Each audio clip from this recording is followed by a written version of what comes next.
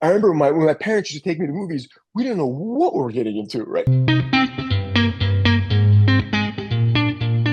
I'm thrilled today to be speaking with Eric Baktanian, the writer-director behind Be Nice. Eric, thank you so much for the time. I really do appreciate it.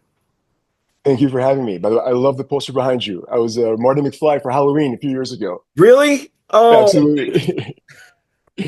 I love that. I love that. And I have to admit, I've always been a fan. This is the second one. Of course, this is the second one. I love all three, but this one I do because it has Doc Brown on the poster as well. So anyway, Absolutely. Love it. All three. Fantastic movies. they really are. They really are. And so is Be Nice. Be Nice is so much fun. Thank you. Where'd the film come from?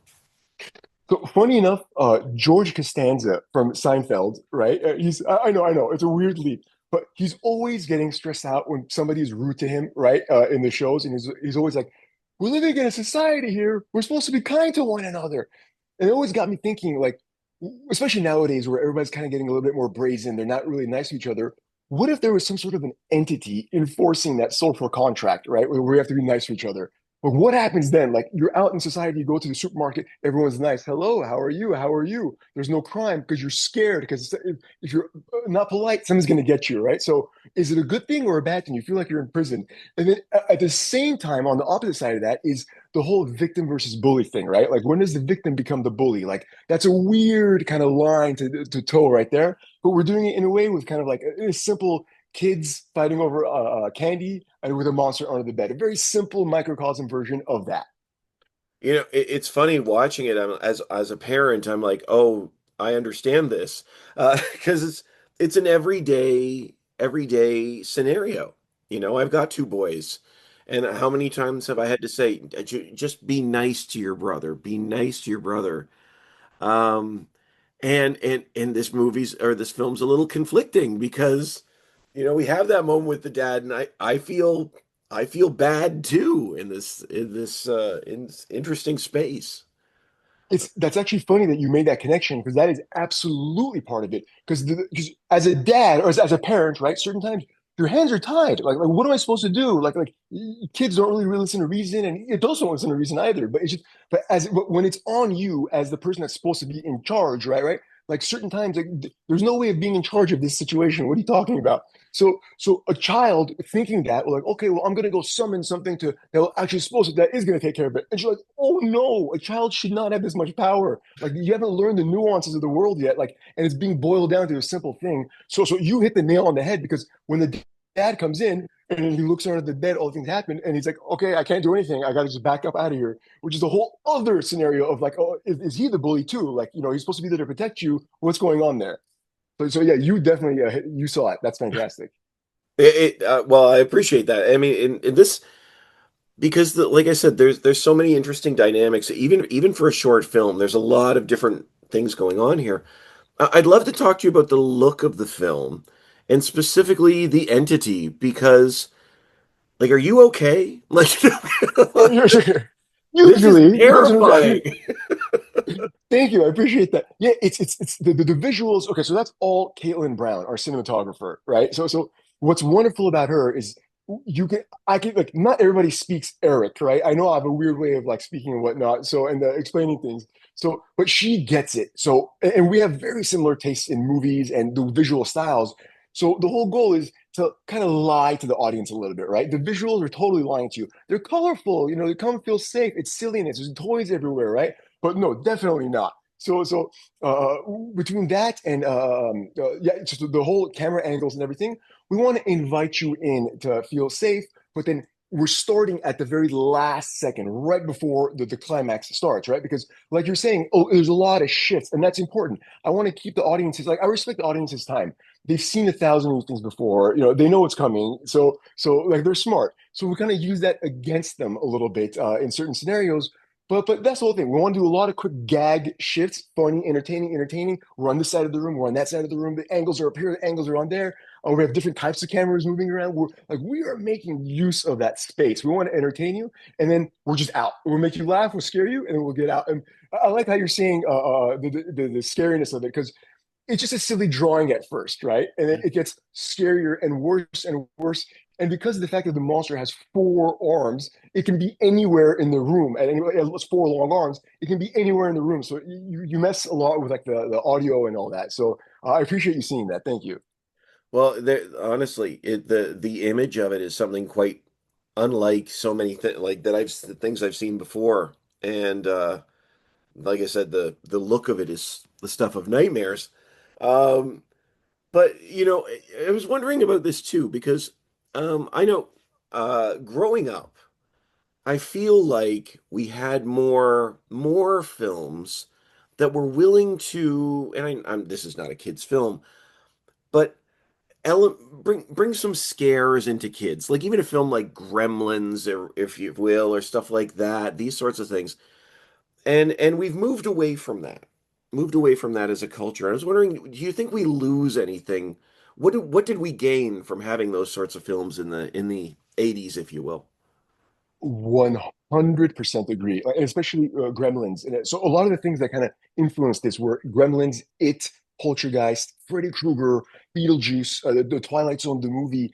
The thing is, all of these things have okay, so especially Gremlins that you said, Gremlins and Temple of Doom were responsible for creating the PG-13 rating, right? So before that, it was just PG.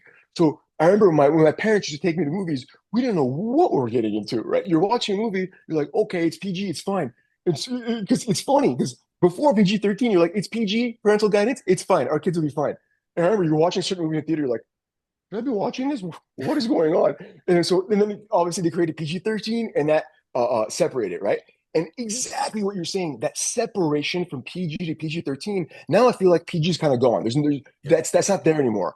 So with that PG-13, you lose a lot of that kind of kids factor that in my generation, Generation X and Millennial, like I'm kind of right on the cusp, we were alone a lot. Like our parents were at work, they picked us up, took us home from work, and okay, you just do whatever you're gonna do until we come home. We're like, okay, so what's going on?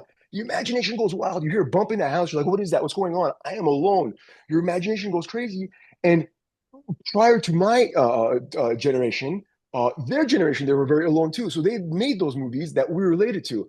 But there was that shift that now with online came and everything, everyone's always plugged in 24/7. You don't get that alone separation anymore.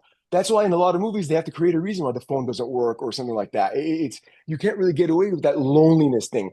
But with the social way, you can totally get bullied. He's with another parent in his parents' house with another person in the room, but he's still isolated because he's being bullied. That's even scarier than anything else. So it's the both social and the physical monster, which you always got to show. I hate it when they don't show the monster. So even if it looks kind of goofy, right? Gremlins, everything.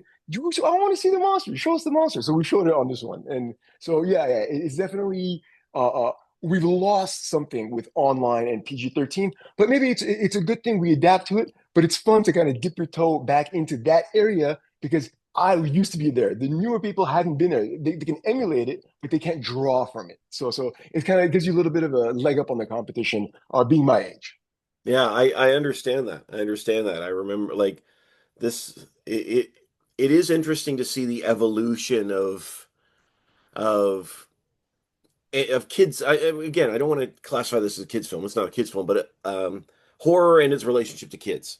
Right. Across when because I grew up in the 80s and there were these films that were designed to genuinely scare kids. And what I like about this particular film, like you said, there's this conversation about bullying that's going on. And when does the bully become the bully? Or when does the bullied become the bully? Just with this platitude of just be nice, please, just be nice. So I guess I would ask you, what can you talk about that tension? Because you've got this young kid who's feeling bullied, and he's claiming this power to be like, no, I need to be back on top.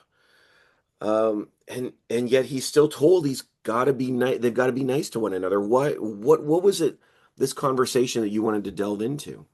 So exactly that. It's especially when you're younger, everybody tells you, be nice, be nice, be nice. And it's like, hey, when he did this, it doesn't matter. You take the high road. You take the high road. Right. And people see that you're always taking the high road and letting it go, letting it go, letting it go. And they start piling on it. And you're like, wait a minute, that's not fair. The people that I'm supposed to go to for help are telling me to let it go and shut up and just keep being nice, keep being nice, keep being nice. Like, okay, well, that's not fair. There's an injustice here, but I can't verbally say that as a child because children like they can't like they don't have all the words, right? So I'm going to turn to an entity that's going to, do it for me. So it speaks a lot to believing in yourself, I guess you would say. Like people are telling me that I should fit into this kind of a box and act a certain way, but they're only telling me that because it benefits them and it's changing my life in a negative way. And even when you stand up for yourself, right? It's people get mad at you when you stand up for yourself, right? And then so you keep that bottled in, and then when you stand up for yourself, you go crazy, stand up for yourself, or you go overboard, and then all of a sudden you're like, oh, I am the bully now. That's not good. Then you feel horrible, right? There's a lot of mixed emotions and feelings and stuff like that. And exactly with this one is the Marcus, sorry, the victim. Did he set this trap? Was he bullied the entire time? What's going on here? The dad abandoning the son. He's probably bullying him too. The son, he's bullying the other kid stealing the candy, but he's asking for help and he's getting abandoned too. So is he a victim from his father? Like, what is going on? It's just a cycle of who's the victim, who's the bully. We're going to fight back harder.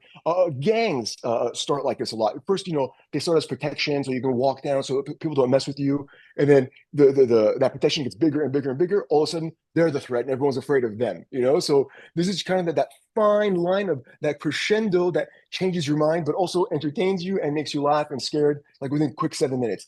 And going back to your original point, this is a little bit of a four quadrant thing where it's kind of like kids' first horror movie, right? Like you can get away with showing this to people at a certain age. You kind of show them to it, just warn them a little bit that it's going to be kind of scary and whatnot, but it's okay. And it's got a nice message to it. Like it's a learnable, teachable lesson. Like just be nice. There are consequences to not being nice, and just because you're getting away with it now doesn't mean it's not going to come back to bite you later on. You could call Karma the movie if you want, but it's a lesson and it's also entertainment and fun, which is that's what we're going for, right? We want to forget the problems of the world and then make the connection later on. You're like, oh, that's funny. Like you go to the supermarket and somebody does something wrong. You're like, I get it. Okay, that monster. Like, if it was here and I had the rules, I would set these rules. And the society would have to live my way. Yeah, that's fun. I appreciate that, honestly, Eric. The film is so much fun. Thank you. And it's really tightly done. Like I said, in 7 minutes, you go dark and you really execute it well in a very brief amount of time. And I think it's just a blast. So I really appreciate the chance to chat with you. Thank you so much for your Thank time. you. Wish you the best. Thank you so much. I really appreciate it, Steve. It's fantastic. I very much so enjoyed this. Me too. Me too. Congratulations. Have a great day. Thank you. You too. Sounds great.